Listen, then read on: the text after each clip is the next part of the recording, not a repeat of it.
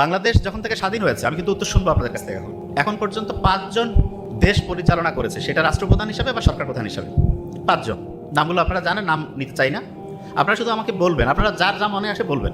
এই 5 জনের মধ্যে সবচেয়ে ভালোভাবে দেশ পরিচালনা করছে কে, নাম বলেন তো। হ্যাঁ, আচ্ছা, ফখরুদ্দিন আসলে উনি তো একটা ইন্টারিম গভর্নমেন্ট ছিল। আচ্ছা, ফখরুদ্দিনের ব্যাপারটা আমরা আসবো।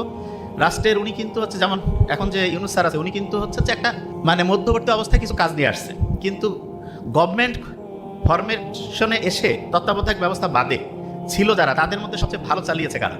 এরশাদ। আচ্ছা, এরশাদ। আমার মনে হয় এই উত্তরটা এখানে যারা আছি বেশিরভাগ মনে হয়, আমার যেটা মনে হয় যে শহীদ প্রেসিডেন্ট জিয়াউর রহমান হবে। আমার মনে হয় এখানে যারা আছে হয়তো অনেকে অত সিনিয়র না, এই জন্য জানে না। ইতিহাসটা যদি আমরা পড়ি তাহলে দেখা যাবে যে শহীদ প্রেসিডেন্ট জিয়াউর রহমান খুব ভালোভাবে দেশটা চালিয়েছেন। তাই শহীদ প্রেসিডেন্ট জিয়াউর রহমান দেশটা চালালেন, ওনাকে আমরা আজকে একটা গোটাল জিনিসটা বোঝার জন্য ওনাকে একটা ভিটামিনের সাথে তুলনা করবো। ভিটামিন নাম শুনছেন তো? এটাকে ভাইটামিন বলে। তা অনেকগুলো ভিটামিন আছে, তার মধ্যে সবচেয়ে দামি যে ভিটামিনটা, সেটার নাম হচ্ছে ভিটামিন ডি। কি নাম বলেন তো? ডি। খেয়াল থাকে তো? আচ্ছা, মৃত্যুর ইংলিশ কি? ডেথ। প্রথম বর্ণটা কি দিয়ে? আর সবচেয়ে দামি ভিটামিন, ওর নাম কি? ডি। আচ্ছা, ইন্টারেস্টিং পয়েন্ট। আচ্ছা, শহীদ প্রেসিডেন্ট জিয়াউর রহমানকে কার সাথে তুলনা করছি? ডি। যে ভাইয়া কি কারণটা এবার বুঝবেন। উনি যখন রাষ্ট্রের ক্ষমতা নিল, সব লোক তো একই ছিল। কিভাবে উনি ঠিক করলো দেখেন। আপনি যদি আরেকজনকে ঠিক করতে চান, আগে আপনার নিজে ঠিক হইতে হবে যে ভাই এটার কারণটা কি। খুব ইন্টারেস্টিং।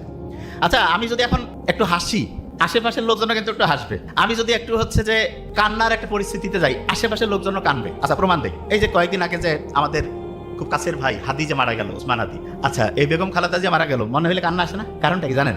আমরা যা কিছু করি, আমাদের ব্রেইনের মধ্যে ছোট ছোট কোষ আছে, যার নাম হচ্ছে নিউরন। কি নাম? নিউরন। এই নিউরনগুলো আশেপাশে যারা আছে প্রত্যেকের নিউরনের সাথে একটা কানেকশন তৈরি করে।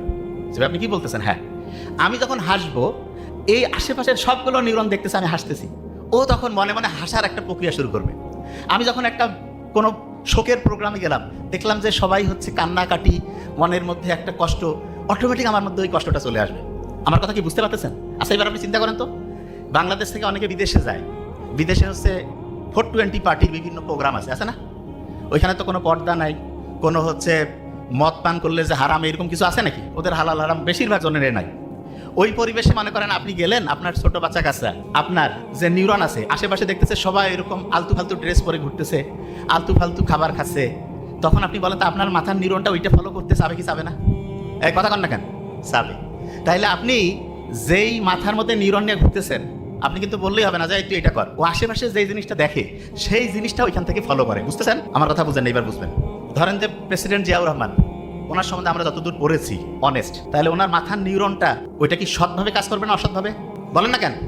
সৎ।